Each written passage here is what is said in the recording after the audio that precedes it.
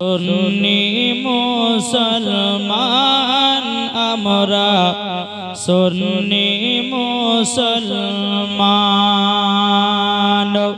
প্রয়োজন হলে নবীর প্রেমে জোরে বলেন প্রয়োজন হলে নবীর প্রেমে দিব নিজের জান আমরা সুন্নি মুসলমান আমরা সুন্নি মুসলমান দয়ারি নবী নূরের ছবি তিনি তোমাদের সাহারায় তাছাড়া হরদম গৌসে আজম দিচ্ছেন মদের পাহারায় দিচ্ছেন মদের পাহারায় আরে মাথায় রেখেছে হাত মদের আখতার রেজা খান আমরা সুন্নি মুসলমান জোরে কান সুবহানাল্লাহ একটু জোরে হবে না সুবহানাল্লাহ। সমস্ত তারিফ ও প্রশংসা আছে মহান করুণাময় যিনি আল্লাহ রাব্বুল আলামিনের জন্য।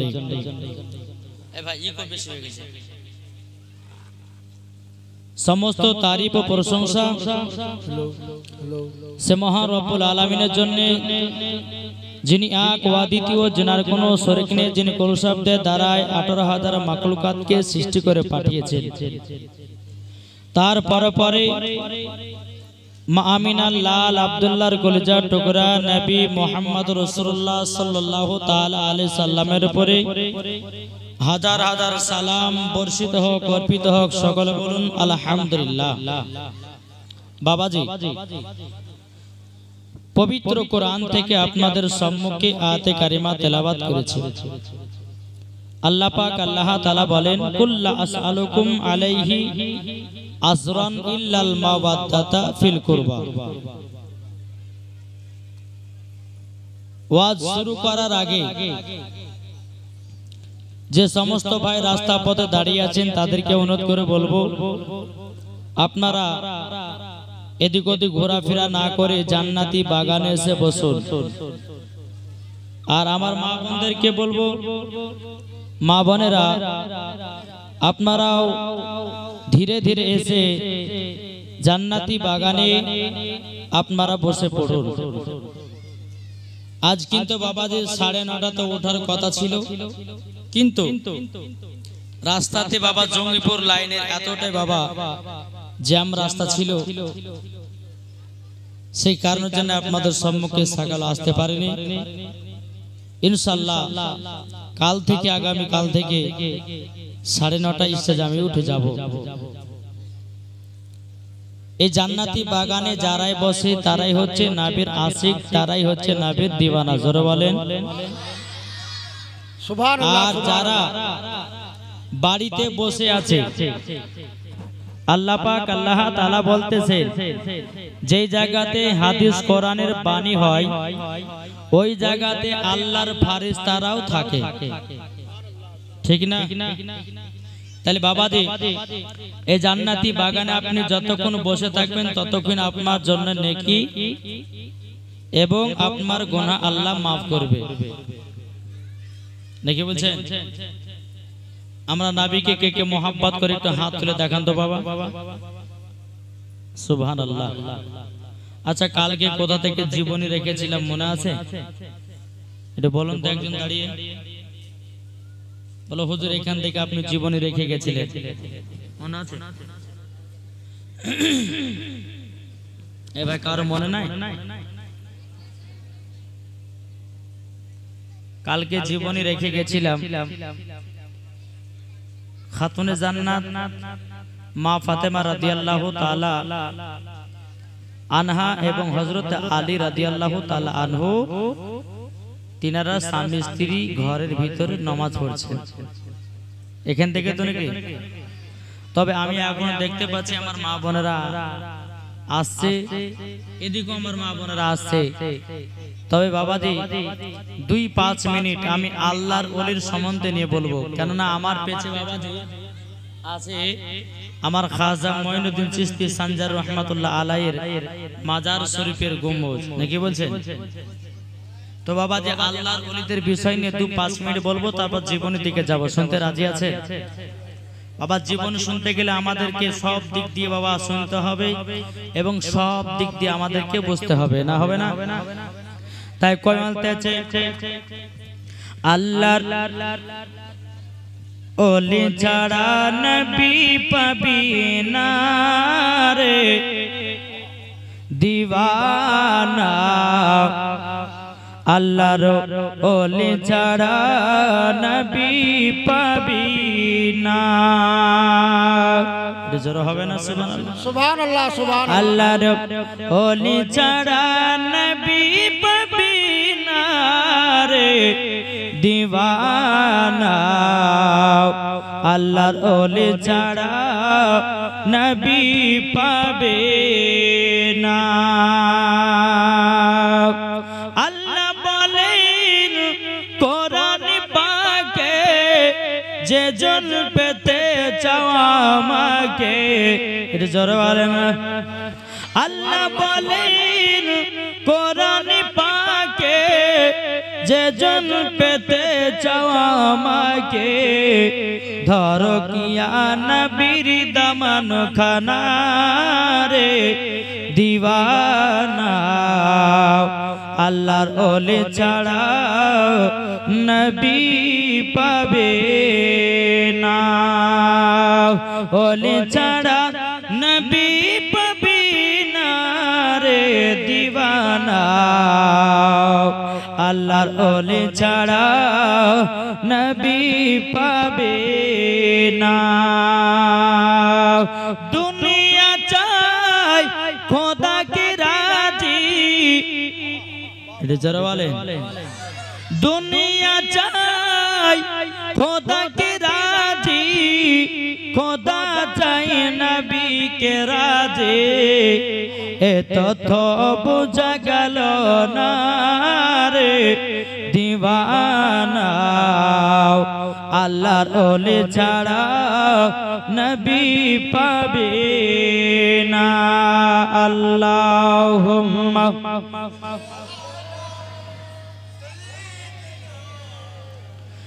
মাওলানা মুহাম্মাদ আলা আলে মাওলানা মুহাম্মাদ সাল্লাল্লাহু তাআলা আলাইহি সাল্লাম। বাবা যে মুসলমান ভাইরা, এই সোনা মানিকেরা, আল্লাহ পাক আল্লাহ তাআলা বলতে জগো আমার বান্দা বান্দিরা, তোমরা যদি জান্নাতি হতে যাও, তোমরা যদি জান্নাতে আসান পেতে যাও, তোমরা যদি জান্নাতে মজা পেতে যাও, বাবা যে সর্বপ্রথমে আল্লাহর ওলিদেরকে চিনতে হবে। কাকে চিনতে হবে? আল্লাহর ওলিদেরকে চিনতে হবে।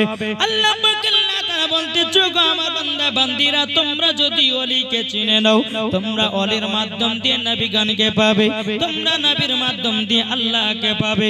আল্লাহকে তোমরা যদি পেয়ে যাও, তোমাদের জন্য জান্নাত খানা ওয়াজিব হয়ে যাবে।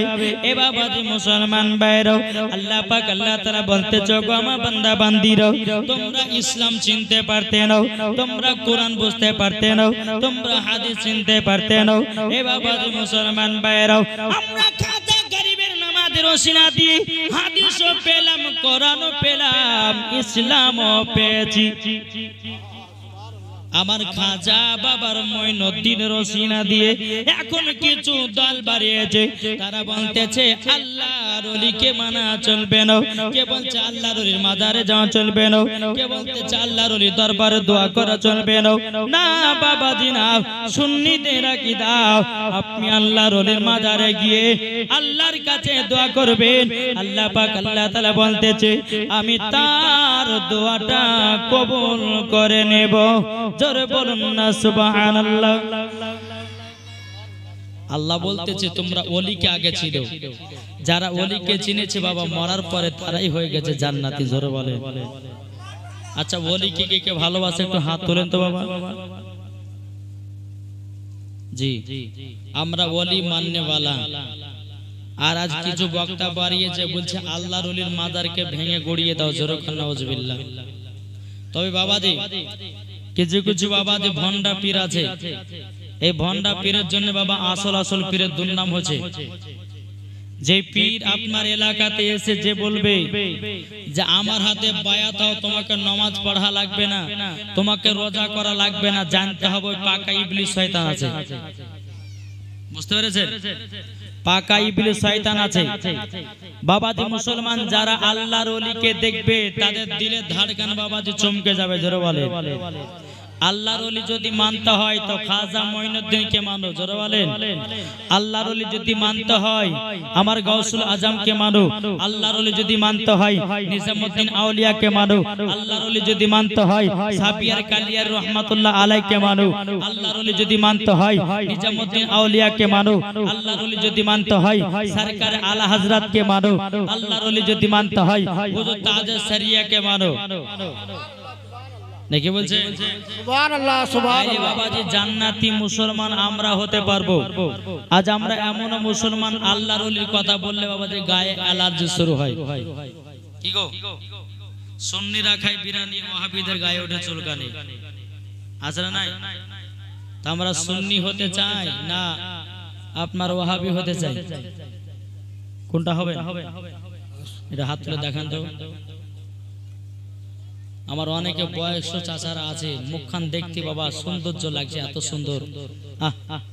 আল্লাহ বলছে যাদের মাথার চুল দাড়িগুলো পেকে যায়, আল্লাহ পাক আল্লাহ তাআলা বলতেছে সেই ব্যক্তি যদি সঠিকভাবে নামাজ রোজা হজ যাকাত যদি করে মারা যায়, আল্লাহ বলছে কাল কিয়ামতের ময়দানে তাদের সেই দাড়িগুলো নূর চমকাবে, জোরে বলে নূর চমকাবে। তো বাবাজি চলো একটা আল্লাহর ওলির ঘটনা আপনাদেরকে তুলে ধরি। অনেকে মানুষ বলে না যে আল্লাহর ওলি মরে মাটির সঙ্গে মিশিয়ে গেছে, বলে কি বলে না? এই দলিলটা আপনাদেরকে দেব, দেওয়ার পরে বাবাজি আমি জীবনের দিকে চলে যাব। একবার দূর পড়ো আল্লাহুম্মা সাল্লি আলা সাইয়্যিদিনা মাওলানা মুহাম্মদ ওয়া আলা আলি সাইয়্যিদিনা মাওলানা মুহাম্মদ সাল্লাল্লাহু আলা মুহাম্মাদিন মুহাম্মদ হরদম জবান সে নিকালো পাক নামে মোহাম্মদ। কই বলতেছে শোনো খাজা আজমিরে হিন্দুস্তানের ইসলাম যারে, জোরে বলেন শোনো খাজা আজমিরে হিন্দুস্তানের ইসলাম যারে, শোনো খাজা আজমিরে হিন্দুস্তানের ইসলাম যারে। তুমি খাজা না এলে অন্ধকারে ডুবি তো সবই, জোরে বলেন তুমি খাজা না এলে অন্ধকারে ডুবি তো সবই। শোনো খাজা আজমিরি হিন্দুস্তানের ইসলাম যারে, সর্বতে সাথে বেশি মিশিয়ে খাজা বাবার কাছে পাঠিয়ে দিলেন। খাজা যখন পান করিল পিতি রাজা ছোটে এলো। শোন খাজা আজমিরি হিন্দুস্তানের ইসলাম যারে, জোরকান সুবহানাল্লাহ। এই বাবাজি আমাদের ভারতবর্ষে একজন আল্লাহর ওলি ছিল, তার নাম বাবাজি হযরতে সাবিয়ার কালিয়ারি রহমাতুল্লাহ আলাইহি। জোরে বলেন তিনার নাম কি বললাম? হযরতে সাবিয়ার কালিয়ারি রহমাতুল্লাহ আলাইহি। তিনার মাজার শরীফ হলো বাবাজি বেরেলি শরীফের সরজমিনে। একদিন তিনার মুরিদরা বলছে হুজুর ফানা কাকে বলে আর বাঁকা কাকে বলে? ওলির মুরিদরা জিজ্ঞাসা করছে হুজুর ভানা কাকে বলে আর বাঁকা কাকে বলে? হযরতে সাফিয়ার কালিয়া রাহমাতুল্লাহ আলাইহি তিনি বলতেছে, এ মুরিদেরা, তোমাদেরকে প্রশ্নের জবাব আমি এখন দেব না বাবাজি মুসলমানও। হযরতে সাফিয়ার কালিয়া রাহমাতুল্লাহ আলাইহি তিনি বাবাজি এক পা দু পা করে আপনার চলে যাওয়ার পর একদিন দুদিন তিন দিন পার হয়ে গেল। একদিন হযরতে সাফিয়ার কালিয়া রাহমাতুল্লাহ আলাইহি তিনার মুরিদদেরকে বলতেছে, গো আমার মুরিদেরা, তোমরা শুনে রেখে দাও, আমি যেদিন মারা যাব, আমি যেদিন মরে যাব, তবে শুনে নাও, আমার লাশটা একটা ঘরের ভিতরে থাকবে, আমার লাশটাকে তোমরা গোসল দাবে নাও। মুরিদেরা বলছে, হুজুর কেন গোসল দাব নাও? বাবা সাফিয়ার কালিয়ার রাহমাতুল্লাহ আলাইহি তিনি বলতেছে, বলে শুনে রেখে দাও, আমার লাশটাকে গোসল দাবে আল্লাহর ফেরেশতারা। জোরে বলুন না সুবহানাল্লাহ। যেই দিন বাবা হযরতে সাফিয়ার কালিয়ার রাহমাতুল্লাহ আলাইহি বলতেছে, গো আমার মুরিদেরও, তোমরা শুনে রেখে দাও, আমার লাশটাকে তোমরা ঘর থেকে নিয়ে এসে জানাজার মাঠে নিয়ে যাও। জানাজার মাঠে নিয়ে যাওয়ার পরে তোমরা একটা ব্যক্তির জন্য অপেক্ষা করবে। পশ্চিম দিক থেকে একজন ব্যক্তি আসবে উটের উপরে চড়ে, তার মুখে নিকাব থাকবে, তার মুখে পর্দা থাকবে। ওই ব্যক্তিটা এসে আমার জানাজার নামাজ পড়াবে। একটু মন দিয়ে শুনুন বেরাদর ইসলাম মাদান সামানিক রামও, যখন বাবা হযরতে সাফিয়ার কালিয়া রাহমাতুল্লাহ আলাইহি তিনি যখন বাবা দুনিয়া থেকে বিদায় নিলেন, ঘরের ভিতরে লাশ, বাবা যে আল্লাহর ফেরেশতারা তিনার লাশটাকে বাবা গোসল করাতেছে। যখন বাবা গোসল করো, সমস্ত মুরিদেরা কি করেছে, হযরতে সাফিয়ার কালিয়া রাহমাতুল্লাহ আলাইহি বাবা যে তিনার লাশটাকে নিয়ে জানাজার মাঠে নিয়ে গেছে। জানাজার মাঠে যখন বাবা নিয়ে যাওয়া বেরাদর ইসলাম মাদান সামানিক রাম, 1 ঘন্টা হয়ে যায়, 2 ঘন্টা হয়ে যায়, 3 ঘন্টা হয়ে যায়। বাবা যে 3 ঘন্টার পরে পশ্চিম দিক থেকে একজন ব্যক্তি আপনার মুখে আছে পর্দা, বাবা ওটের উপরে টুক টুক টুক টুক করে বাবা যায় না জামাতে আসতেছে। এদিকে মুরিদেরা বলছে, হুজুর গো, আপনার অপেক্ষা তো আমরা দাঁড়িয়ে আছি, আমাদের হুজুর ইন্তিকাল করার আগে বলে গেছে, কি বলে গেছে? বলে পশ্চিম দিক থেকে একজন ব্যক্তি আসবে, আসার পরে সে ব্যক্তি আমার জানাজার নামাজ পড়াবে। হুজুর গো, আপনি তো এসেছেন, আমাদের হুজুরের জানাজার নামাজটা পড়ায়া দেন। জোরে বলুন না সুবহানাল্লাহ।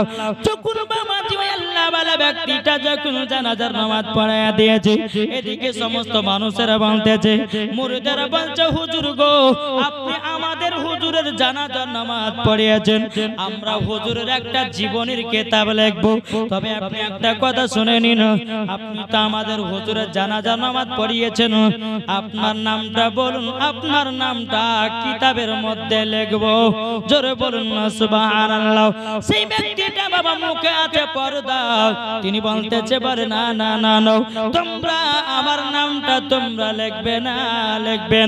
একটা মুরিদ বাবা কি করেছে, ওই ব্যক্তির মুখ থেকে বাবা নিকাবটা হটায়া দিয়েছে, পর্দাটা হটায়া দিয়েছে।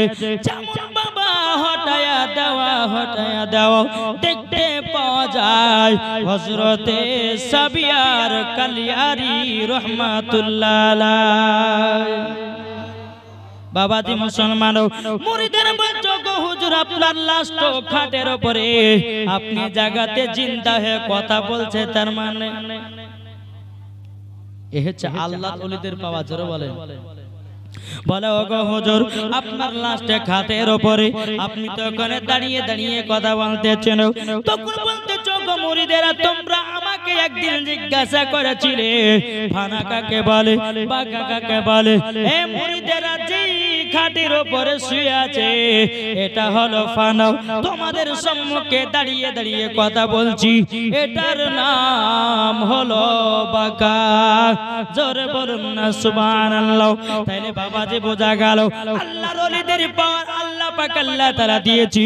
আল্লাহ পাক আল্লাহ তাআলা বলতেছে, ওগো আমার বান্দা বান্দিরা, তোমরা যদি ওলিকে দিল থেকে যদি বিশ্বাস করে নিতে পারো, মরার পরে জান্নাতি জান্নাতি। ঠিক না? নিজের জানাজা নিজেই পড়িয়েছে, তাহলে ক্ষমতা কে দিল?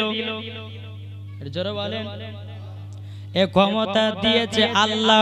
তাইলে বলুন না আমার গাউসুল আজম মাহবুবে সুবহানী কুতুবে রব্বানী শেখ আব্দুল কাদের জিলানী ও গিলানী রহমাতুল্লাহ আলাইহি তিনার মায়ের গর্ভেতে বাবা এক নয় দু নয় 18 পারা কোরআন মুখস্থ করেছে।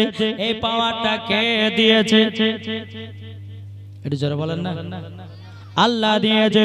তাই বাবাজি নবীকে মহব্বত করব, আল্লাহর ওলিকে আমরা ভালোবাসবো। আল্লাহর ওলির মাধ্যম দিয়ে বাবাজি মুসলমান ভাইরা এই সোনামানিকেরা নবীগণকে পাওয়া যায়। নবীগণকে পাওয়া গেলে বাবাজি মুসলমান আল্লাহ পাওয়া যায়। যারা আল্লাহ পেয়ে যায় বাবাজি তাদের জন্য জান্নাত ওয়াজিব হয়ে যায়। জোরে বলুন না সুবহানাল্লাহ। তাইলে বলুন না আমরা আল্লাহর ওলিকে কে কে মুহাব্বত করতে রাজি? হাত তুলে দেখেন। সুবহানাল্লাহ সুবহানাল্লাহ। তা কবি বলতেছে আজ মেরে ডাকো না খাজা, আজ মেরে ডাকো না, আজ মেরে ডাকো না খাজা, আজ মেরে ডাকো না। আজ মেরেতে গিয়ে খাজা তোমার দিদার করিব, মনের জ্বালায় আমি সে থাকিয়ে মিটাবো। জরালেন আজ মেরেতে গিয়ে খাজা তোমার দিদার করিব, মনের জ্বালায় আমি সে থাকিয়ে মেটাবো, সে থাকিয়ে মেটাবো।